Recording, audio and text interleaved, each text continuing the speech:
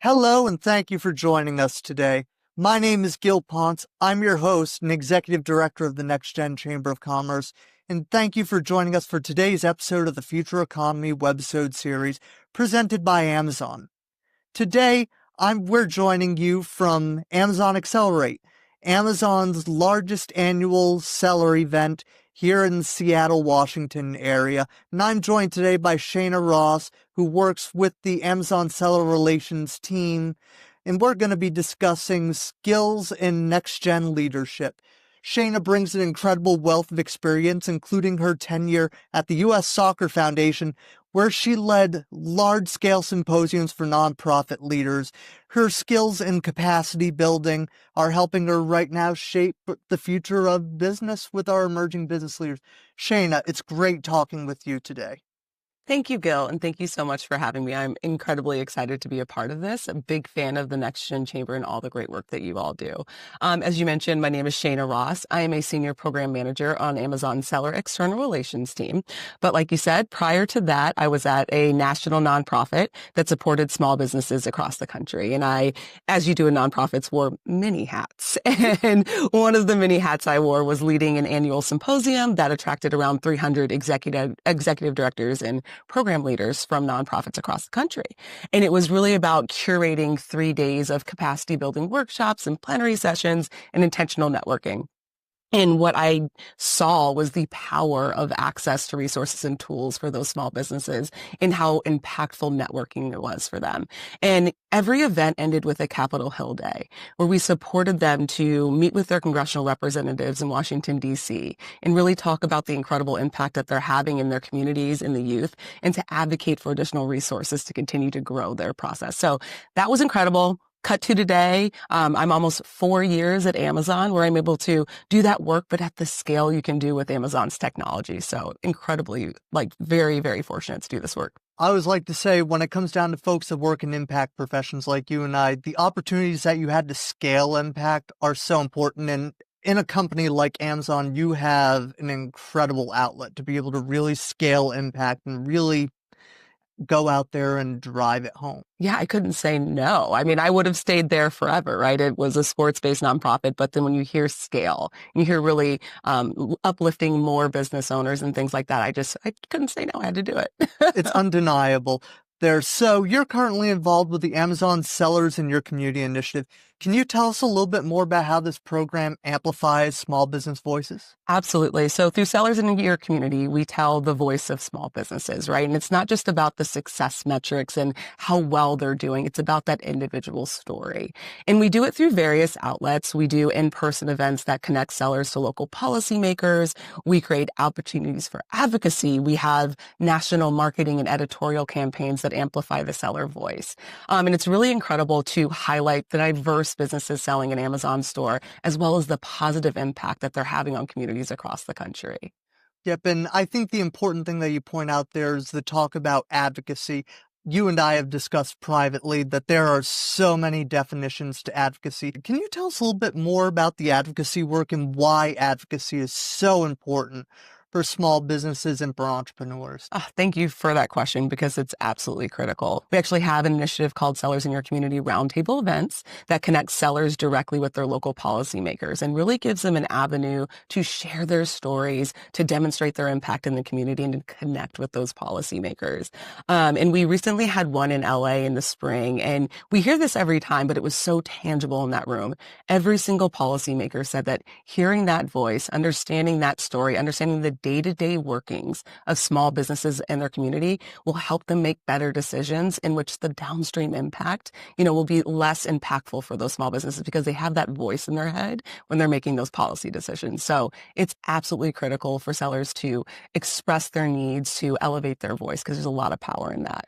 That's a wonderful point you made about the importance of advocacy. It's very much core to our work at the Next Gen Chamber of making sure that other small business organizations have the resources and the insights needed to go forward and really go out and advocate for their agenda.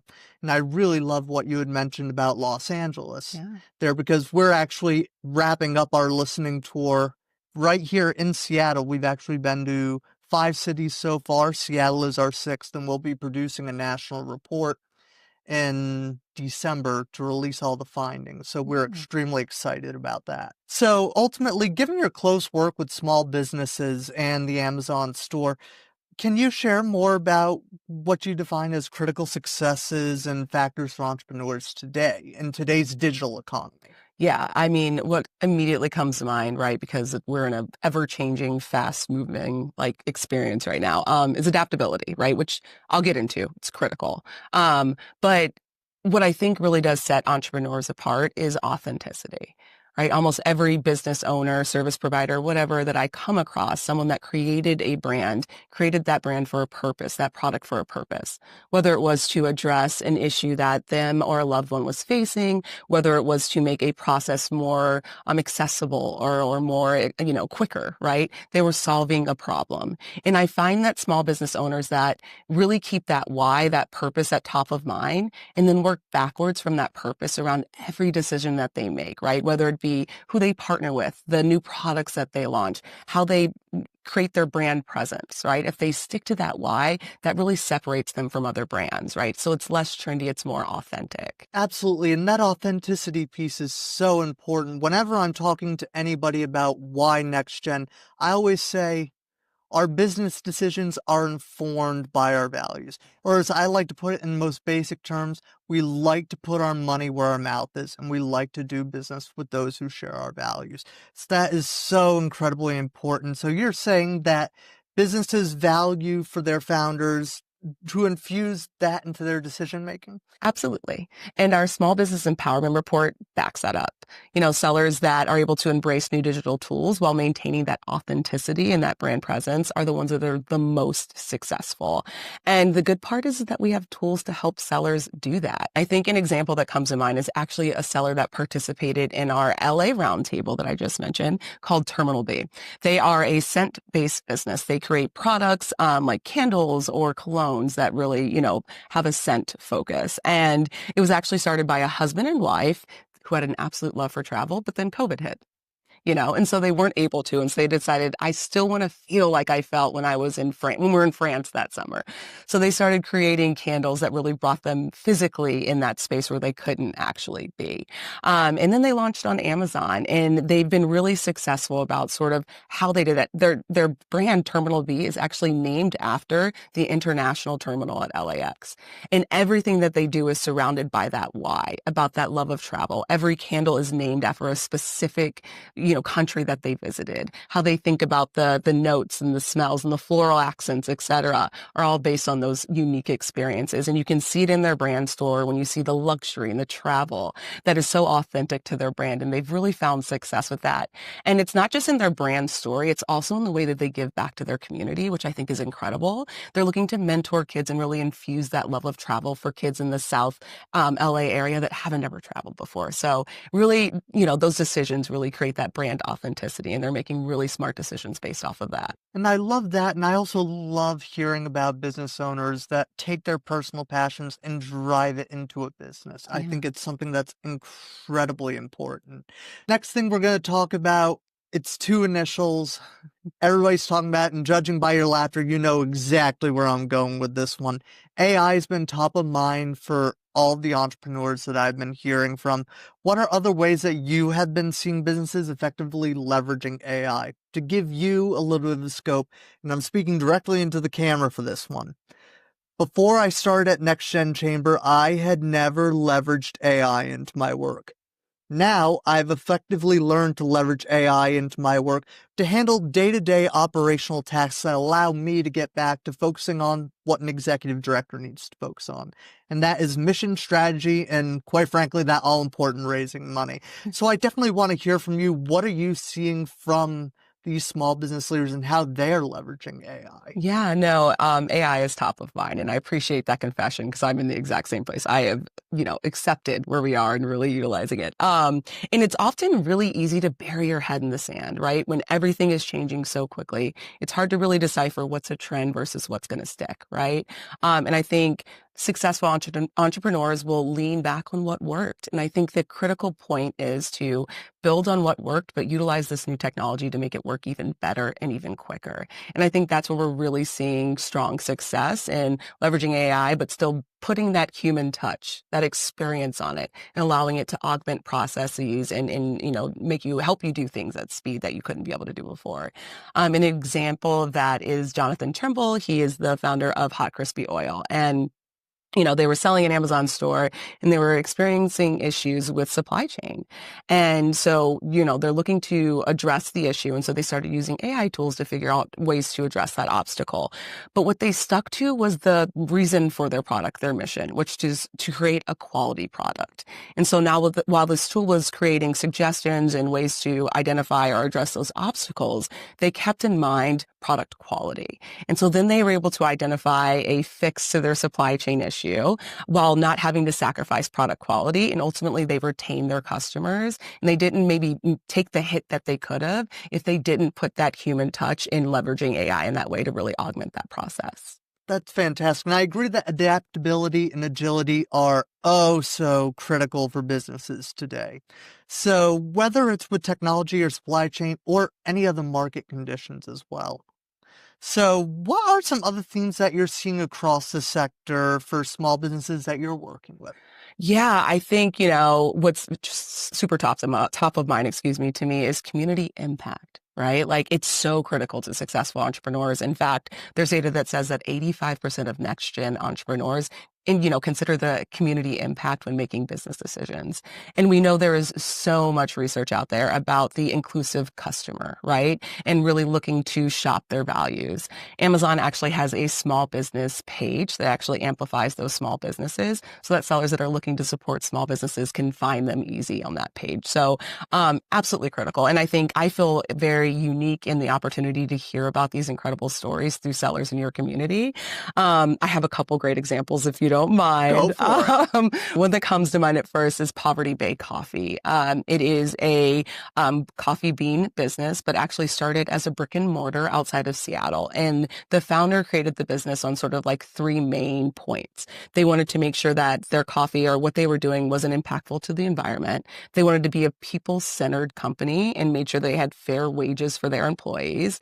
And they ultimately wanted to create a positive impact in their community. And so as they started to experience success in their brick and mortar, they started by sourcing shaded beans, which I had never heard before, but ultimately it has less of an environmental impact. They worked directly with the farmers that grew those beans so that they were able to actually put the money in those farmers' hands. And they started by paying their employees a fair wage from the beginning. And as they saw success in that brick and mortar store, his next generation, his daughter said, "Hey, I think we should start selling on Amazon." And he was like, "No." But then he listened because the youth are all right. And then it was great because they immediately experienced success. And as their business grew through FBA, through our A+ content and all the great tools that they were able to leverage, they stayed true to those three main mission points. As they saw their revenue increase, they actually increased the wages of their employees and their vacation time. I know. And in terms of their community impact, they actually donated their brick and mortar store to a local nonprofit that supports women experiencing homelessness. And they actually let those nonprofits use it as a revenue stream so they can continue to support more women that were experiencing those obstacles. So it's incredible to see those types of things. And it all started from their why in the beginning, and they worked backwards from that to live through their mission. One more story that comes to mind, which is very topical because we are at Accelerate, and I had the opportunity to chat with Dean Paul Hart, who is the president of Compact Industries, which is an Atlanta-based business that essentially manufactures and distributes tools or products that make your life easier, from baby products to dishware, etc. That's what they're in the business of. And it was actually founded by his father, who's a first-generation Jamaican immigrant who wanted to build a business to make lives better and to positively impact his community. And they really worked backwards from this sort of family-centered ethos. And that's driven everything that they've done. And as they saw success on Amazon, they've stayed true to that. And specifically, what I think is so incredible about what they do is they work with local workforce development organizations, and they create a pipeline for employment for the local immigrant and refugee community. And so they hire individuals from the Congo and Burma, and they create opportunities for sustainable employment and empower those individuals and really create a better community for themselves. And so I feel incredibly grateful in this role through Sellers in Your Community to help amplify those types of stories, because community impact is huge. One more thing about community, if you don't mind. Go for it. While we're on the topic and while we're at Accelerate, what I will say is networking, right? Building your community as an entrepreneur, building your network is absolutely critical. I think often as an entrepreneur, you feel like you're working in a silo. No one's ever experienced this before, but that isn't true, right? And the people with the most information, the most tools, the best practices are the entrepreneurs themselves. So make sure that folks are getting out there. And this is going to sound cringe from an elder millennial, but there's nothing cringy about putting yourself out there, creating authentic connection in person and building your network, because you truly aren't in it alone. And honestly, you can't do it alone. And as somebody who is a borderline Gen Z millennial, depending on which year you want to cut it off, I can second that testimony, because before I did this, I would been in positions where I was out selling. So being able to go out, build community, learn from your counterparts, and know that, yes, you might be working for yourself, but it's important to realize that you don't have to work by yourself. I love that. Love that so much. There, Shaina, thank you so much for being with us today. Do you have any final advice for the entrepreneurs out here who might be watching us? Yeah, no, I think, adaptability is key. It's all about leveraging your resources, but continuing to use your human brain and touch and putting your own entrepreneur spin on it. Create community, connect with one another, and embrace the change. Leverage AI tools to your advantage. And yeah, that's all I got. But the good part is that we at Amazon are here to support that. We have tools, we've got resource, we have incredible products for sellers on Amazon to help you reach your seller base, to grow globally, and to really grow as an entrepreneur. That is fantastic. And thank you, Shaina, for joining us today. And to our audience at home, thank you for joining us for this episode of the Future Economy webisode series. And thank you for being the best part of the Next Gen Chamber of Commerce. Until next time, good day.